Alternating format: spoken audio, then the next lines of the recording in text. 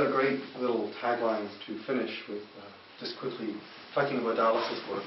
Dallas, the greatest, is right here. Right here with the hat. And the woman with the teeth. Right here. And I wasn't sure when I should introduce Dallas's work because it's all over.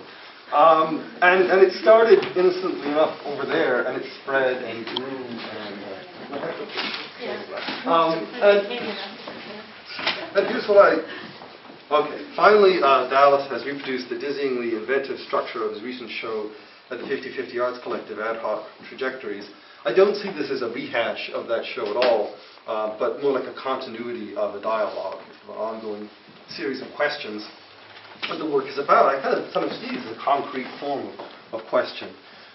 It's site-specific, and on the one hand it's rudimentary, and on the other hand, of course, it's highly sophisticated. You look at it, and there's this impossible amount of hand labor that is implicitly involved, and on the other hand, there's this sort of sweeping sense of scale that you can get involved in if you project your imagination upward into some of those little niches and spaces. And I think one thing it makes you think of is how ready you are to project. I mean, there are kinds of fantasies in the work. Isolation is one of the fantasies in the work. Domination, being above everything else and part of everything else, is one of the fantasies. And I think it's interesting, a lot of fantasy is really the beginnings of constructing a sense of self.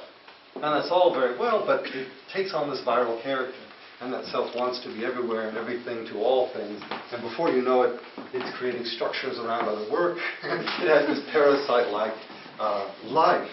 And so this is an interesting sort of thing to say. On the one hand, there's a romance to the work, but there's this humility of means that keeps undercutting that. And I think, I know Dallas is a practicing Buddhist, and that's something I'm less knowledgeable about, but I think he said that the fragile, contingent nature of the structures is there to make the viewers reconsider their biases and their expectations. And I think, well, what biases and expectations do you have when you walk around this work?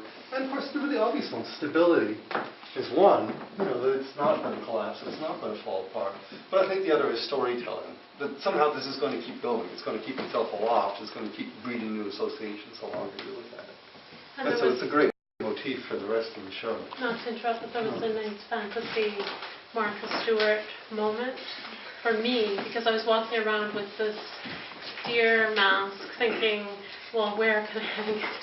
And so Dallas said, well, can I build you a shelf? And it's just like in a dream, because when I teach, I sometimes wish that I had assistants like Martha. So it was just really nice that, oh, okay, now there's a shelf. So it kind of fit in really well. So thank you, and it's really strong. So I liked how your work sort of accommodated all the things that were going on at the same time. So anyway, the show is kind of a fantasy of ours. Absolutely, yes, it's a big meringue. So I'm really, really grateful to all the artists, those of you who are here, thank you so much for coming, but also just thankful for your involvement, because everybody we asked really just said yes immediately and committed all of this effort, so it was marvelous to experience. And thanks, John, that was a great talk.